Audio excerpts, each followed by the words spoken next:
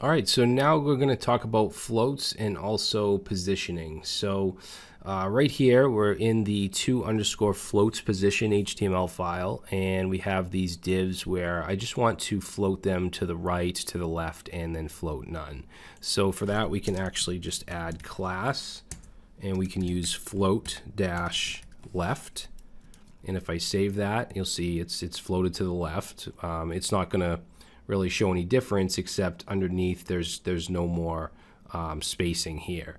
Now if I want to float this div to the right, I can say float-right and save, and that gets floated to the right.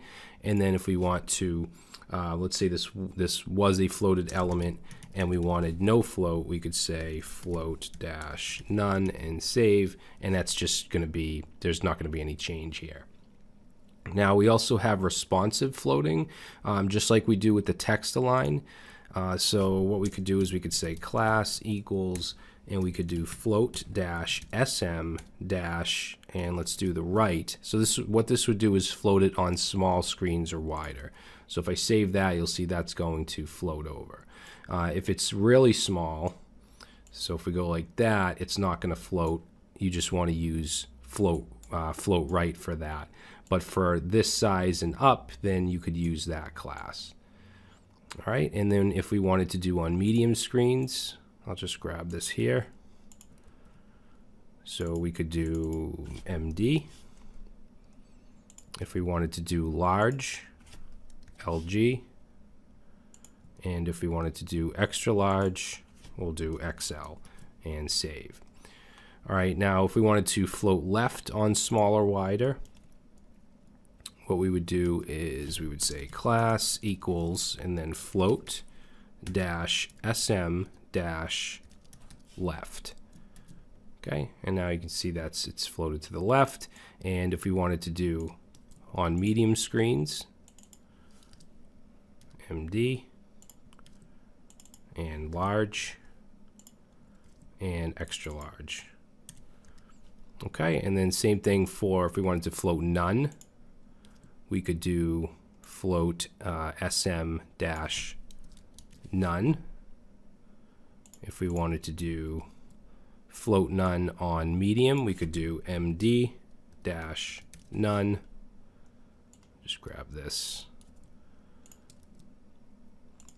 If we wanted to do float none on large or wider, we would do LG, and then extra large, of course, XL.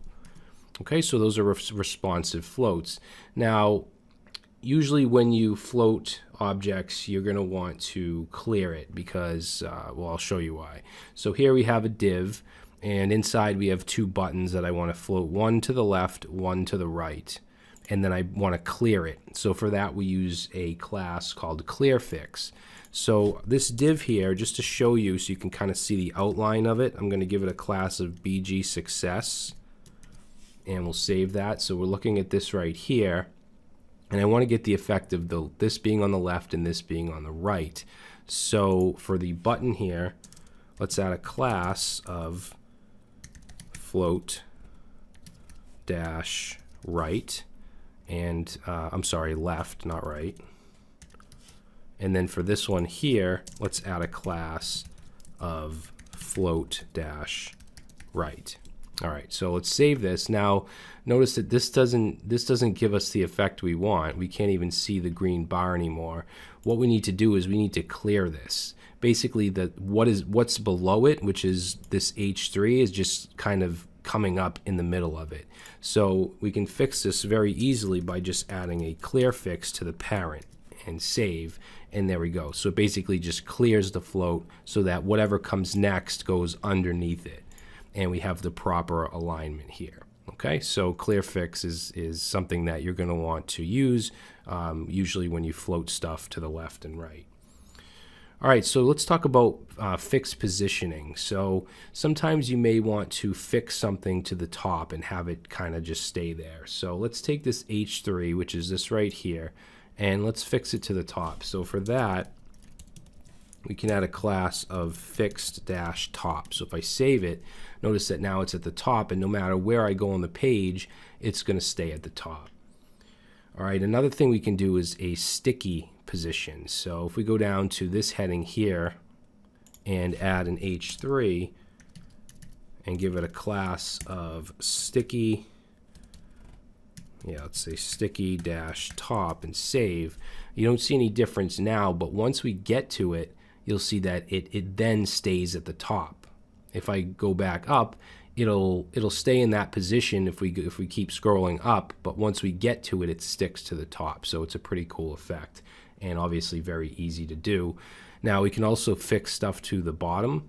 So this h3 right here, we're just going to add a class of fixed dash bottom and save.